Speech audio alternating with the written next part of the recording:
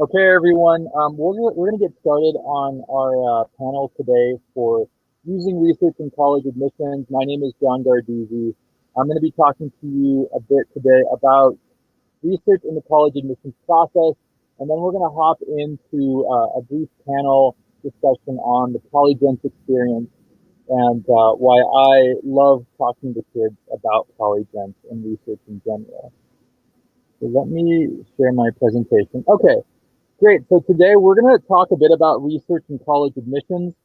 So my name is John Gardezi. I am a college admissions counselor with Advanced Learning Academy in Southern California. And so I'll do a quick rundown of myself. So I graduated from Harvard in 2009.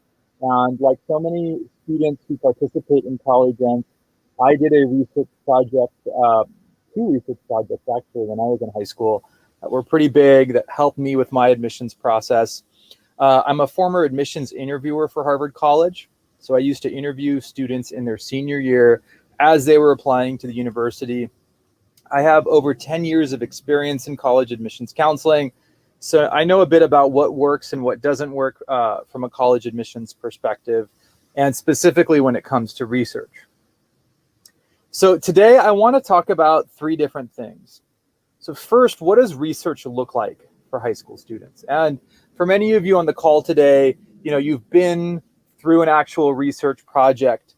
And so I do want to walk through that quickly just so that you understand what is research. And then, you may be wondering, how does research play into the overall college admissions process? And then finally, how can students incorporate research experiences into their college applications? So for anyone who is a senior or who was a senior last year, this is a very busy time with high school students applying to college, working really hard to capture their narrative in their applications. So what does research look like? So research can look like many different things. Research can look like spending time in a lab. So for instance, you could be working with a professor and spending time in a lab setting. And this is particularly true for students in STEM fields. It could be interacting with world famous researchers. Sometimes this happens through a structured program. It can be independent investigations, which is probably what a lot of folks who are involved as students in the Polygence program experience. Sometimes it can mean writing an article or a book. It could also mean creating a podcast, a website, being interviewed, or even competing for scholarship money, because particularly for STEM students, there are lots of opportunities to earn money for college if you've done some sort of structured research project. So research looks like all of these things. And as you think about research, I encourage you as a high school student to think about what it takes to be a top applicant. Now, you may be wondering, okay, wait a minute, we were talking about research and now we're talking about, the college application process. So a lot of, what I want to present to you is sort of the big picture view of what it takes to succeed in college admissions and keep what you've done from a research perspective in mind. So first off, universities are going to look for strong academics. They're going to look for intellectual vitality, and that's where research plays a critical role. Research also plays a critical role in showcasing your diverse interests. And then you've got a few other areas like leadership, service to others, and having a strong narrative that are going to be very important. So as you think about research, think about how you can showcase your intellectual vitality and how you can showcase having a diverse set of interests. Now, as you go through high school, you also want to do research that is either directly or somewhat related to what you may want to study in college. So typically most schools do ask some form of a why major question. And so your research experiences can be a great addition to answering that question. So where can you include your research experience on your college application? There are activities lists. So for instance, in the common application, which is the most common application for college, you've got an opportunity to list 10 activities and 5 awards and honors. And so you can include descriptions of what you've done and any recognition you've received. You can also talk about your research in the additional information section for the common application. Typically in that section, you're going to talk about what you've done that you just simply didn't have space for in other areas of your application. There are also supplemental essays. So as I mentioned, there's the why school essay. Stanford has the infamous intellectual vitality prompt for the undergrad applicants. And so you can, potentially talk about that there. You can talk about your research there, I should say. And then you've also got letters of recommendation. So recommendation letters from outside recommenders are a great addition to your application. And so you've got a lot of space to talk about research in your application. So now let's kind of think about, where can research show up? So one of my students a few years back did an internship at NIH, and she actually weaved in part of her research experience into her application. So this is a short excerpt from a common application essay that's normally 650 words long. And what she does is she actually talks about how she connected with her professor, who was this world-renowned researcher, and she was a 15-year-old intern. And I know sometimes as a high school student, it's kind of intimidating when you have somebody who's older and more successful. But what she did was she talked about how she used humor to form a bridge. And based on that bridge, she built a wonderful relationship with her mentor. And it was a phenomenal experience for her being at Hopkins and working with this mentor. So this is one example, and this is how a research experience can play into an important part of your narrative. The next example is from the Stanford supplemental essay. So every year, for as long as I can remember, Stanford likes to ask this question: please reflect on an idea or experience that was important to your intellectual development. And so this student was a rising senior, and she spent part of her summer working in a bioinformatics lab. And she reflected on this idea that was a big part of her mathematical education, which was QED. And for those of you that remember proofs in geometry, typically you write QED, which is Latin, it's an abbreviation in Latin for thus it has been demonstrated. And she talks about being in this lab setting and recognizing the role that her own biases play in the data models that she constructs, and how there is, in some senses, perhaps no form of objective truth as in x equals 5, which is something that you might experience in, let's say, an algebra or a math class. So it was a wonderful essay, and it really showcased how she grew over time in her research experience to develop a better understanding of what it is that you can actually demonstrate in a scientific setting. Now, there's also space, as I mentioned, in the Common App Activities section. So in the Activities section, you can list an activity.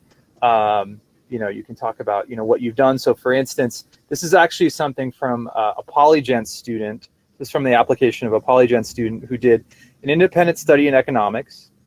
So he mentioned his position, when he did this project, and then what exactly he did in his research. So he explored the impact of the 2016 presidential election in the US on the performance of the New York Stock Exchange.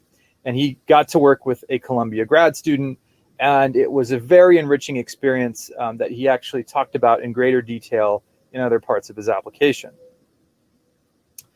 And so this is the why. This is the why major essay that I was mentioning earlier, and the student that we saw who listed this activity decided to incorporate his experience with his Polygence mentor in his why major essay. So he visited Columbia in 2017. He wanted to major in financial economics, and then he was fortunate to have a mentor who's a TA in the economics department at Columbia guide him through this research project. And then when he gets to Columbia, he mentions that he wants to take these courses.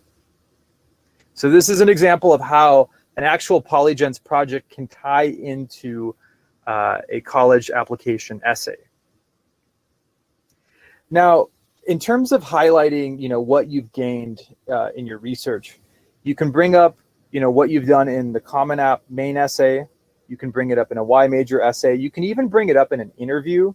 So as I mentioned before, I used to interview for Harvard, and for students with a wide range of interests, talking about research can be really great, even in the interview. And so some of the skills you should highlight or consider as you're going through your research experience are communication. Communication, written and oral, is something that can be considered a strength. Your teamwork, your analytical thinking skills, particularly since with the Polygence research project, you're defining what you want to explore with the help of a mentor. So that helps you from an analytical thinking perspective. Curiosity, grit, adaptability, organizational skills are all things that you gain from research. And how does research prepare you for college life? So, based on what you've done in an experience like Polygence, you may consider doing in-person research when you get to college. You may look for internships. There are also loads of student organizations and publications on campus that you can join. You can become a mentor yourself. You can also pursue advanced coursework in a field of interest. And finally, you can be an advocate for diversity and inclusion in countless ways. So some final thoughts before we hop into our panel. I encourage you as a college admissions counselor to pursue research that interests you. I also encourage you to build relationships with your mentors. In the case of the student who did the research with the Columbia TA, he built a very strong relationship with his mentor, and that helped him in his college admissions process. And to the best of my knowledge, he actually got a letter of recommendation from that mentor. So I know that's something that is between you and your mentor, but if you do a good job, feel free to ask your mentor to offer you, to write you a letter of recommendation. And then finally, be creative about how you want to share your research, whether it's in the form of a podcast, an article, a symposium like this. Find creative ways to share what you've done. And finally, find ways to help others where possible. Okay, so I think that's it for me when it comes to some thoughts that I had. What I'd like to do now is hop into our panel. And I think, do we have, so GP, do we have our panelists on board with us? We do. We're waiting for, we're waiting for Padma to join us, but I'll bring on Ari and Tavis and Luke. Hey. Hey. Right. And I wanted to apologize for a little bit of a technical glitch at the beginning that prevented me from offering introductions to everybody. So let me just mention this panel. We're so grateful to have some illustrious Polygence alumni back with us. They are, and here's Padma, perfect. They are, and I'll let the students introduce themselves more amply when John asks them specific questions, but I want to introduce Luke Jain, who's a first-year student at MIT, Arihan Choudhury, a first-year student at Berkeley, Tavis, another wonderful Berkeley student, and Padma Lim, a first year at UVA. I also wanted to just give you, by way of having John not introduce himself, to let you know that we're really grateful to have John Gardezi joining us. He's the executive director of advanced learning, and as you can tell, is passionate about working with students. He's got a great track record working with students to get into universities that are great fits for them and excellent universities broadly.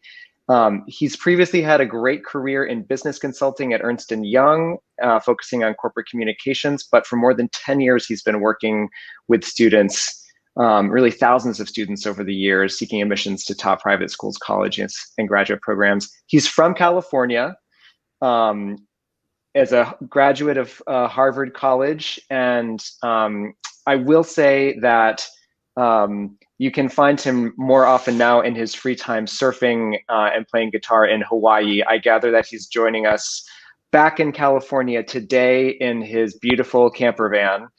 There was some speculation as to whether you were in a submarine, John. I am glad that you're above water with us all, and want to turn it over to you so you can ask our students about their own experiences using research in their college applications and how it's brought them to where they are now in college. Thank you for that wonderful introduction, GP. And there is indeed, I am not in a submarine, so fear not. I am above ground on the West Coast. So yeah, so let's get started. And the first question I have for our panelists is why Polygence? And Padma, I'd love to start with you. Why did you pick Polygence for your research experience? Yeah, that's a really good question. Well, first of all, I have always wanted to do some kind of research, but I never really knew what it really meant. So because my mom's side of the family kind of knows Jin beforehand, so I got in touch with Jin because I was interested to see, what research can be like. And, my project was on the Spanish Civil War, and I did something related to Spanish because I was interested in Spanish. I was taking a language course, but I never really delved deep into the culture of Spain. And, the Spanish Civil War seemed really fun and something that the teachers before me who taught world history would say, oh, it's something we'll cover later if you're interested. But they said, oh, it's really interesting, but you don't have time for this. So I've always wanted to try to learn it. So I feel like Polygence has a huge faculty of incredible people there for me to choose and, kind of get to learn from a mentor, and that idea of, guidance and learning from a person who is much really on top of their fields and kind. I just really wanted to try that for myself and, also support my mom's friend, Jin, who is, we're a really remarkable person. And, it's just really great to learn from everyone in that team. That's really wonderful to hear, Padma. And yeah, I am a big fan of Spain. I've been many, many times. A beautiful country, a beautiful culture. So I'm so happy you got a chance to do a research project on Spanish language and culture. Okay, so maybe since we have a few questions to get through, I won't go through all of the panelists for each question. So Tavis, why did you pick Polygence? Yeah, so I was really interested in doing research, but at the time, around my junior year, I had another research project that was in person, but unfortunately got cut off. And I was looking for something that was more like one-on-one. And Luke actually recommended me to Polygence, and I read through the about section about these research mentorships, and what really struck me was like the one-on-one mentorship. So I think that was the main thing that attracted me to Polygence, and it ended up being really helpful because you really get to establish a bond with your mentor, and you develop a lot of like professional communication with him, and also get close to him. And I also got to learn more about my major. So I was interested in chemistry/chemical engineering, and I got to learn more about like the broad aspects of that. So I can go into biochem and to biofuels and all that. And overall, like even though it was mainly virtual, all of it was like on computer. I got to learn a lot about the academic writing aspect of research and the academic literature side. So it taught me a lot of hard skills that I didn't learn originally in my in-person lab. So I think that was one of the things that really helped me. Those are great points, Tavis. And I agree that, the analytical writing skills are so important. And some of those skills are going to transfer over in the college admissions process. So I'm so glad you had that experience and you built that great relationship with your mentor. So Luke, it sounds like you encouraged Tavis to join, so that is good to hear. What was it that you liked the most about your Polygence experience? Yeah, I'd have to say hands down the mentor. For me, I got a mentor at least that while we had the sort of professional level bond and communication that the other students have talked about, I also felt that since it was that one-on-one situation, it was much more personal. And, I could say, oh man, I'm like not feeling that good this morning. Is it okay if we push back? And it would always be a yes from him. And it was always an experience that I felt was catered to my growth and my expansion of my research base. And again, sort of very personalized and curated in that regard. That's really wonderful to hear. You know, when you have a mentor that supports you and is willing to be flexible based on your needs, I think that's phenomenal. Arihant, what did you like the most about your Polygence experience? I think I've been really grateful to Polygence for like so many things. I think I'm firstly very grateful to Polygence for like just the whole experience, like teaching me so many things. I think firstly the research project, that's the elephant in the room. I wouldn't know how to do a research project if I hadn't done Polygence. And from the research project, I just learned how like analytical writing, how to actually like do stuff instead of like just like, you know, I think I had a really like messed up version of like a perception of a research project before actually doing one. But after actually, when I finished my research project, just my interaction with the GP, and like the amazing Polygence team, including my mentor, it helped me get into the university that I'm studying in. I'm studying CS at Berkeley right now, and I think I'm just grateful to like the whole experience during my project and after it. That's helped me do so many things. So I think that's what I love most about the Polygence experience. It brings just more than a research project to you. It teaches you a lot of skills and also helps you in so many things that you start. Okay, great. And you know, a question, and it's a question that can perhaps be, you know, quite deep. And I'm going to start with you, Padma. Is if you did you hit any roadblocks, and if you did, how did you overcome them in your Polygence research project? Well, I think for me, one thing was really hard was that there were really a lot of readings that I have to do. And obviously, I've already had a lot of reading like during school, but this Polygence program was very challenging in that there are a lot of different media to kind of study. And, you know, also because a lot of the reading that I'm doing was in Spanish, that was kind of a bit challenging because I just started learning Spanish 2 years prior to my Polygence project. So a lot of the novels are kind of hard in that sense. But my mentor was so kind that, you know, we actually sat down and talked about sections of the book instead of the whole thing. But in the end, we were able to come up with a plan to kind of, you know, instead of reading everything, my mentor simplified a bit for me. And yeah, it was very rewarding at the end. Also, another thing that I would say is kind of challenging is coming up with the project idea. And I have really a lot of ideas for what a project may be.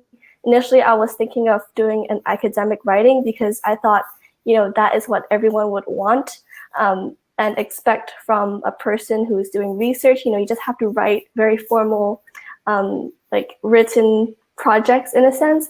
But and then I started thinking about what would happen if I try making a story of my own, but then that was really too imaginary and a little bit not too historically grounded. And I thought that, you know, a balance of that creativeness and creativity as well as the academic writing would be good.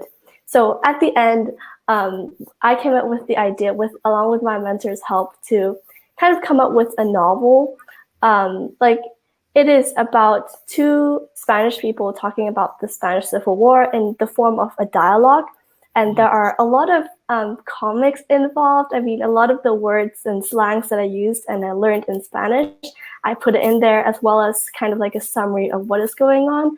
But what really is interesting is that I was able to kind of synthesize almost everything that I can into the form of dialogue. So anyone can read it, even if you are a person who might not know about it at all, you can still understand, as well as people who might be experts in that field could kind of understand and also critique. And I think that allows everyone to be involved in my project. And I'm also really happy that to share it with my family and friends and people who are interested in the Spanish Civil War. So I think that was one of the things that I was most grateful for, was to be able to kind of connect with people that way and to come up with something that everyone can share and everyone can talk about. So yeah, so that's how I overcame the hurdle. Yeah, but I really couldn't have done it without my mentor. She is remarkable in many ways, so I was really grateful. Wow, Padma, thank you so much for sharing that. And I may follow up with you offline to look at what you've written. I'm a big fan of comics, and as a foreign languages major, I had to write a lot of stuff in languages that were not my native language. So seriously, hats off.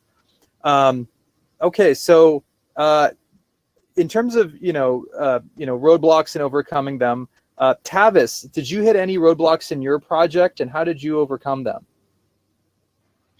Yeah, so I guess like the biggest roadblock is like kind of like the knowledge gap between me and my mentor. It was pretty hard to communicate like academically because there was just so much that I did not know about the field of biochemistry. So all of what I had to do to overcome this was a lot of research by myself. Obviously, my mentor helped guided through me a lot, and even if I didn't understand it, I would try to research as much as I can to learn more. Other than that, another pretty big roadblock I hit was trying to figure out what I wanted my end goal to be. Like, did I want to write an academic review? Did I want to write a research review, or did I want to write a research proposal? And I was kind of like going back and forth and deciding for like weeks before finally deciding on a research proposal. Even though it's very like different from an average like research paper where you do your own research and write a clear hypothesis and conclusion of it, whereas a research proposal is you read different research articles and put together your own hypothesis, and that's without a conclusion. It's more like a kind of opener to more research projects for other people to do on their own. So that part was the most interesting for me because I couldn't like really wrap my head around the concept of a research proposal. Like, oh, am I supposed to have a conclusion here? Like, what kind of as content should I be writing, including in my paper? Is it too much? Is it too little? And that kind of thing I don't know, it took a few weeks for me to really understand what I was going to write. And the structure of it too was really difficult because I didn't know like the exact like terminology I was supposed to use in a bioresearch paper, like in vitro versus in vivo. Those kinds of things were pretty difficult for me to understand as well. I guess but overall, my mentor was there to help me through it. And I looked at a lot of examples too on like Google Scholars to try to see what a research proposal was like. And eventually I got the hang of it and was finally able to publish my own research proposal. That is awesome. Thank you for that sharing, Tavis. And I know I've seen some kids who, when they're initially thinking about what they want to research, it's a bit of a struggle, but then finally when they make that breakthrough and they've really honed in on what it is that they want to research, they start to fly. So I appreciate your sharing that. So I think we've got time for maybe one more question, and I'm going to actually give it to you, Arihant. What's one piece of advice you'd give to other students interested in pursuing research with Polygence? So to give you a little bit of background, I think that'll be helpful in understanding. I came from an Indian curriculum, and I didn't even know what citations meant before I actually did a research project. In school, I think we used to just write like the name of the websites, like the books that we got our information from in our project, and that was pretty much all the citation that I did. So I had zero idea about what a research paper would look like. So my first piece of advice would be to not expect a lot of things, because I was expecting something to be drastically different. And I think I didn't start writing my paper till like my sixth session. And that was something that was really concerning to me. So I remember talking to my mentor about this in the fourth session, because I thought, as soon as I get on a call with my mentor, we're just going to start writing something. We're going to pull up some fancy software and just start collaborating on it. And that's how research projects work. From the first day onwards, it's just going to like work on like a lot of data.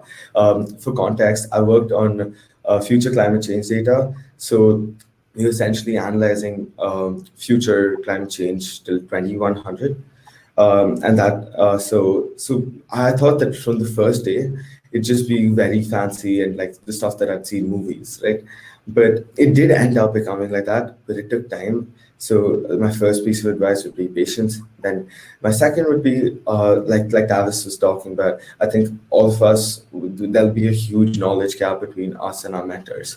All right, they're so qualified and they're definitely way ahead in their respective fields than we'll even be at the end of our undergraduate careers. So upskilling myself and like learning so many things. I think I started learning data science using R from scratch during the course of my research project, and I think that took more time than I expected it to. But Polygence, my mentor, was really great in like understanding, and I'm sure most people understand the learning curve and give you space to like grow and like just get used to the new language or like just using the new language in your research. So there's a lot of learning. There things might not go as you expect, but they might end up as you expect. That's two pieces that I can think of right now. Just more general advice that about a Polygence experience that has helped me uh, would be like just talk to like the wonderful team. I think my just conversations with GP, Jen, and like Stacy and like so many wonderful people have just helped me learn so much more than just a research project. That I honestly can say this, and I want to keep repeating this, that I for sure know that I wouldn't have been studying at like such a good college, the one that I really wanted to study computer science in, had I not done my research project with Polygence and like learned so many essential things from GP, Jin, and like the wonderful team. So I'm super grateful again, and that's the top three pieces of advice that I have for you. Thanks for your, excellent, explanation, Arihant. And I think GP, you've got a question for Luke. Yeah, I'm so grateful for all of these stories from our panelists. And we actually had a really good question in the Q&A from a high school student who was wondering what has surprised you the most about college life, and if your Polygence experience helped you with the transition from high school to college. This is a question I'd love to pose to Luke and just hear his thoughts on what that transition was like. Yeah, I think definitely the biggest surprise for me is like the amount of freedom you have. I mean, it's kind of expected that you're living away from home. Now you have this whole independence to yourself, but there definitely is a lot of freedom, and you really are able to sort of craft exactly what you want to do and how you want to continue forward. And then as for the other question and how Polygence helped that, I think actually looking at all the other panelists on the screen, that's sort of one of the ways that it helped, is that when you go to college, you end up meeting a lot of new people with many different ranges of interests. And through Polygence, you're able to meet other students just like that, who are very passionate and are willing to put themselves out there and go through an entire research project in whatever that interest may be. So when you get to college, I'm sure you're going to find many other people like that have that drive and have that motivation. And sort of getting to meet some of those people beforehand, I think you sort of get accustomed to the new environment that you'll be entering.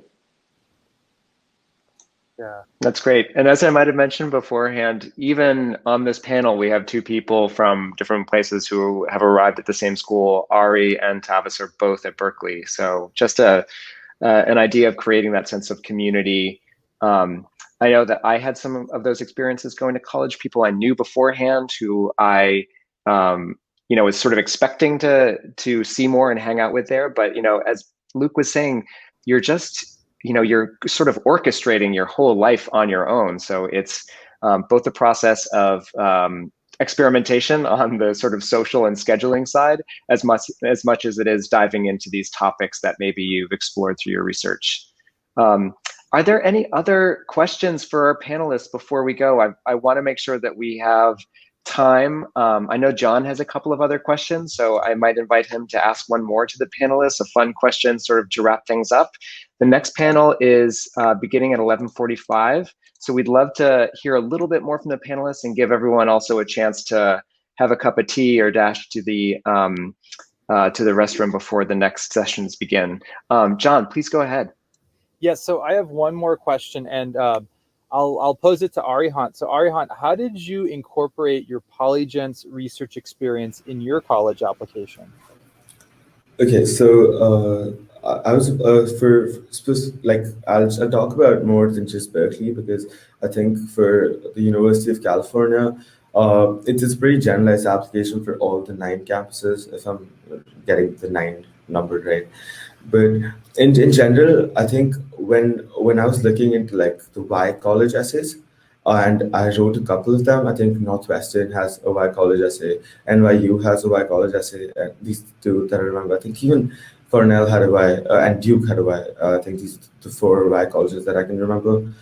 I used to look into researchers at the colleges, like teachers who were researching in like similar fields that I did my like comparatively small research project in, and sometimes I used to even write emails to them about, I've done this research and I'm really interested in like working with you through this opportunity that your college has. I think I used to like mention things about like, I've done this research. You have faculty members and programs that help students do this kind of research in like more detail, and like just high. I just had a higher level, and that's something that I like. So I think that to me, I think it worked out for me, because I think that was a strong and not very generic line in a Y college essay.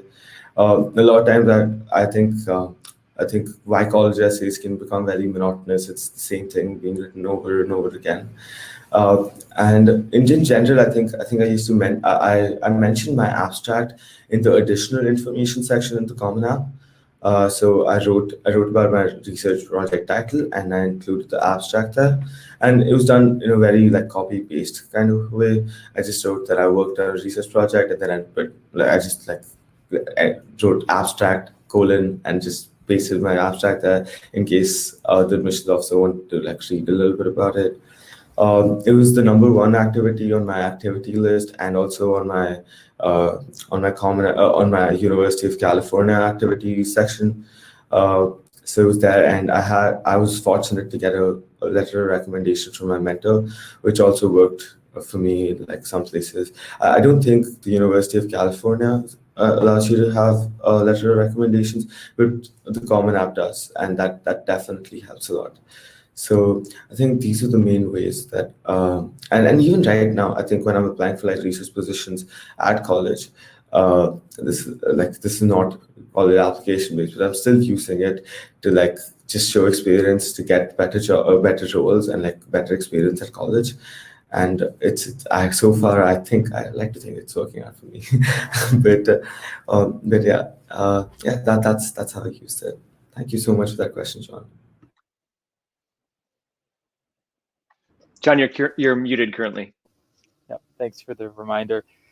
So you brought up a lot of great points about incorporating your Polygence experience into your application. So certainly, even for the UCs, you can use it in the activities section.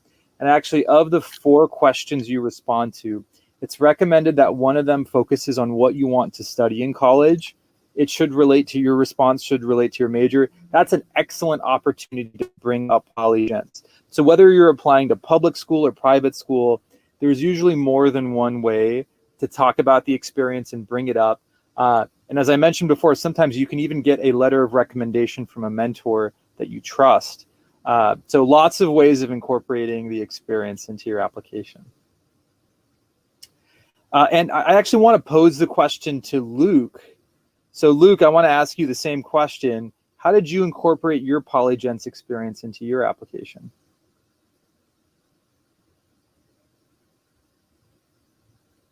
Luke, I think you're on mute.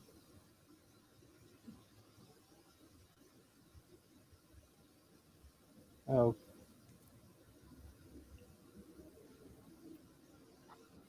Okay.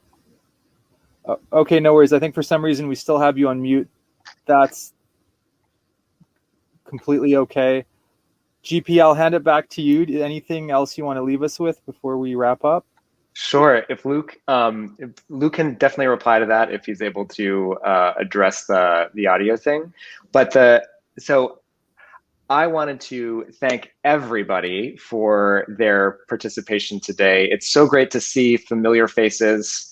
Ari, I've only spoken with while we were in different time zones, so it's good to see you on PST, Ari, and Padma and Tavis and Luke as well. Just really so happy to see all of you. John, thank you so much for your insights in this. I really hope that having students hear those specific places where they can effectively and clearly indicate their research experience on college applications was helpful. This is something that, you know, we also like to explain to students when they come on with us and sort of go through the projects. And of course, for other students who work with other counselors, we'd love to be able to lead you through that process too. Your counselor is probably going to be a great resource for how to go about doing that.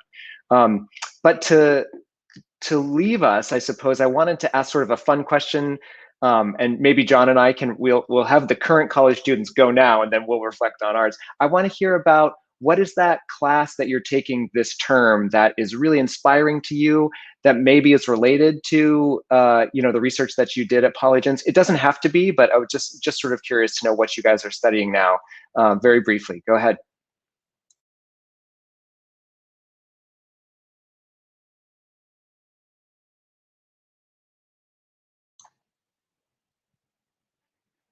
What do you think? I guess I'll go. So actually, surprisingly, Spanish is something that I was really interested. But then right now I'm taking mostly STEM courses. But one of the courses that actually inspired me that is not really related to my Spanish Civil War project at all was actually a class that I snuck into with my friend. So that's a classics class that I had. But then the teacher, the way that she taught classics was very similar in a lot of ways. I can kind of imagine her being like my mentor for, like they are really similar in that there's so many multifaceted ways of looking at the same thing. And the way that I learned about Cersei or just a lot of Greek gods and, you know, Odysseus, etc., was really inspiring in that they kind of share the same, like there's so much different things within history itself to really explore. Obviously, I can't really say it's the same or similar to Spanish Civil War, but I can really kind of imagine what a full-on course would be like for classics, and the way that history is not just about memorizing facts, but also understanding and having that critical thinking skill. But yeah, I'm sorry I can't really speak to this because right now I'm really taking courses that are not really humanities-based, but I'll be doing that more in the second semester. That's great to know, Padma. Thanks. It's all about a process of exploration, especially that first fall. So I'm glad to hear that. Tavis, briefly, what are you taking? What are you excited about this fall? Yeah, so right now I'm taking just a few technical classes, so everything's kind of easy going so far. But one of the classes I'm actually really interested in is actually a seminar class. So a College of Chemistry professor at Berkeley comes up to the stage and gives a talk about what chemical engineering is, right? What the career is like, how to succeed as a chemical engineer. And every week he invites a new speaker. For instance, 2 weeks ago, he invited student organizations in chemical engineering to speak about what their organization does. One thing I was particularly interested in was one called Biofuels Technology Club. They actually get oil waste from the dining halls and convert them into biofuels for the local AC transit here. That's one of the things I'm really interested in. Yeah, and last week actually he invited 3 other chemical engineering professors. They talked about what their classes were like, and it was really insightful to learn more about what was in store for me the next 4 years at Berkeley and studying chemical engineering. And sorry for this background noise, by the way. Other than that, the seminar is really amazing. The professor, he's really good at talking about chemical engineering, and it was kind of inspiring for me. Excellent. Thank you so much for sharing. Yeah. Ari, 20 seconds. What are you taking? I'm taking like a lot of courses this time, and this is the course that I wasn't really excited about taking up. It's a reading and composition class for like a requirement that I really just wanted to get away with. It's on rhetoric, and I didn't know that I'll actually like this so much. So what we're learning right now is how words and images work in language, and sometimes words can become images and images, and like the boundary between the two is like very flexible, and how different thinkers have kind of had like conflict with that. Like people on the word side of the camp is like, oh, you can't come here and call words images, that's not allowed. And then the other side would be like, I think art historians like try to protect art and from like literary theories and stuff, which was very interesting to learn about. I think it's still going on, and it's one of the most interesting classes that I'm taking. It's not related to my major really, but it's definitely something that I recommend other people to take as well. There's so much analysis in language that I didn't expect. Brilliant. John, I'm so curious to know, what was your favorite class in college? Oh, wow. Gosh. Yeah, I think, it was interesting. It was probably a history class my sophomore year, and it was the relationship of Europe and the Middle East from the Middle Ages to modern times. And it was interesting because, yeah, so the class was interesting. We read a lot of great seminal texts by like Edward Said, who wrote Orientalism, and it really got me thinking about what was going on in the world.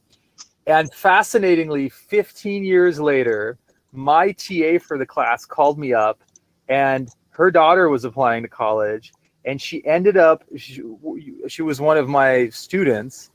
And it was fascinating because I had a student for whom I had met her mother when I was her age, basically. And I was like, I met your mom when I was 19. And it was just a phenomenal course. It ended up being one of my favorite courses, and I ended up working with a student whose mom was my TA in the class. So long story short, Amazing. The world is a small place. It is. How small. I would love to be able to tell you a little bit about my favorite class, but I'm going to skip it because I'm 2 minutes late to moderating my next session. Thank you so much to all of you for joining us from the wonderful and whirlwind experience of freshman fall. John, thank you so much for taking the time to lead us through all of these great insights and ask these questions to the students. And thank you all for attending broadly. There's one more panel to go to, or one more, I suppose, block of panels that's happening now. So I'm going to dash and do that. Thanks so much again, and have a great conclusion to the event. Thanks, everyone. Bye. Bye. Thank you. Thank you.